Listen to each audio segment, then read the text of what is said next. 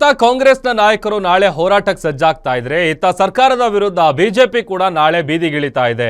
ರಾಜ್ಯ ಸರ್ಕಾರದ ಹಲವು ವೈಫಲ್ಯದ ವಿರುದ್ಧ ಪ್ರತಿಭಟನೆ ಮಾಡುವುದಕ್ಕೆ ಕೇಸರಿ ನಾಯಕರು ಸಜ್ಜಾಗ್ತಾ ಇದ್ದಾರೆ.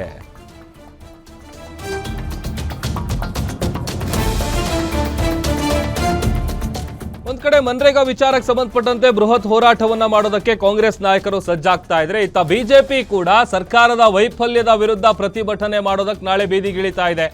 ವಿಧಾನಸೌಧದ ಗಾಂಧಿ ಪ್ರತಿಮೆ ಮುಂಭಾಗ ಪ್ರತಿಭಟನೆ ನಡೆಯುತ್ತೆ. ನಾಳೆ ಬೆಳಿಗ್ಗೆ 10:30ಕ್ಕೆ ನಡೆಯುವಂತಹ ಪ್ರೊಟೆಸ್ಟ್ ಇದು. ಬಿಜೆಪಿಯ ರಾಜ್ಯಾಧ್ಯಕ್ಷ BY ವಿಜಯೇಂದ್ರ, ವಿಪಕ್ಷ ನಾಯಕ R ಅಶೋಕ್ ನೇತೃತ್ವದಲ್ಲಿ ಪ್ರೊಟೆಸ್ಟ್ ನಡೆಯುತ್ತೆ. ಛಲವಾದಿ ನಾರಾಯಣಸ್ವಾಮಿ ಸೇರಿದಂತೆ ಪ್ರಮುಖ ನಾಯಕರು ಭಾಗಿಯಾಗ್ತಾರೆ. ರಾಜ್ಯಪಾಲರ ಮೇಲೆ ಕಾಂಗ್ರೆಸ್ ಶಾಸಕರು ದಬ್ಬಾಳಿಕೆ ಮಾಡಿದ್ದು ಸರಿಯಲ್ಲ.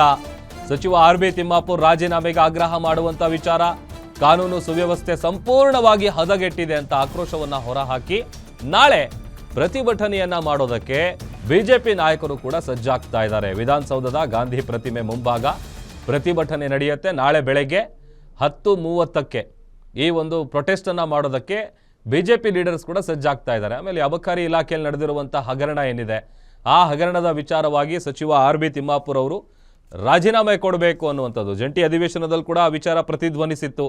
ಅಲ್ಲೂ ಕೂಡ ಅವರ ರಾಜೀನಾಮೆಗೆ ಬಿಜೆಪಿ ನಾಯಕರು ಒತ್ತಾಯ ಮಾಡಿದ್ರು. ಬಟ್ ಆದರೆ RB ತಿಮ್ಮಾಪುರ್ ಅವರು ನಾನು ಯಾವುದೇ ರೀತಿಯಾದಂಥ ತಪ್ಪು ಮಾಡಿಲ್ಲ, ನಾನು ಯಾಕೆ ಕೊಡಬೇಕು ಅಂತೇಳಿ ಅವರು ಆ ವಿಚಾರಕ್ಕೆ ಸಂಬಂಧಪಟ್ಟಂತೆ ಅಲ್ಲೇ ಅದಕ್ಕೆ ಫುಲ್ ಸ್ಟಾಪ್ ಇಡುವಂಥ ಪ್ರಯತ್ನ ಪಟ್ಟರು. ಬಟ್ ಇಲ್ಲ, ನಾಳೆ ಬೆಳಿಗ್ಗೆ 10:30ಕ್ಕೆ ವಿಧಾನಸೌಧದ ಮುಂಭಾಗ ಇರುವಂತಹ ಗಾಂಧಿ ಪ್ರತಿಮೆ ಹತ್ರ ಪ್ರತಿಭಟನೆ ಮಾಡೋದಕ್ಕೆ ಬಿಜೆಪಿ ನಾಯಕರು ಕೂಡ ಸಜ್ಜಾಗಿದ್ದಾರೆ.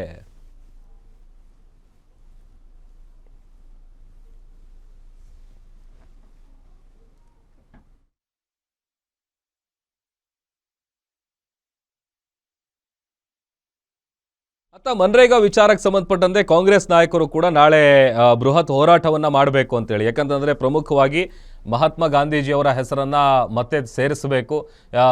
ಈ ಬಿಜೆಪಿ ನಾಯಕರು ಹೇಳ್ತಾ ಇರುವಂಥದ್ದು, ಈಗ ಮುಂಚೆ ಏನು ಕೇಂದ್ರ ಸರ್ಕಾರದಿಂದ ಬರ್ತಾ ಇತ್ತು, ಬಟ್ ಈಗ ಅದನ್ನ ಚೇಂಜ್ ಮಾಡಿರುವಂಥ ಕಾರಣಕ್ಕಾಗಿ 40% ಏನೋ ಅನುದಾನವನ್ನ ರಾಜ್ಯ ಸರ್ಕಾರ ಕೂಡ ಭರಿಸಬೇಕಾಗತ್ತೆ. ಆ ಒಂದು ವಿಚಾರಕ್ಕೆ ಇವರು ಇದು ವಿರೋಧ ಮಾಡ್ತಾ ಇದ್ದಾರೆ ಅನ್ನುವಂಥದ್ದು ಬಿಜೆಪಿ ನಾಯಕರ ಆಗ್ರಹ.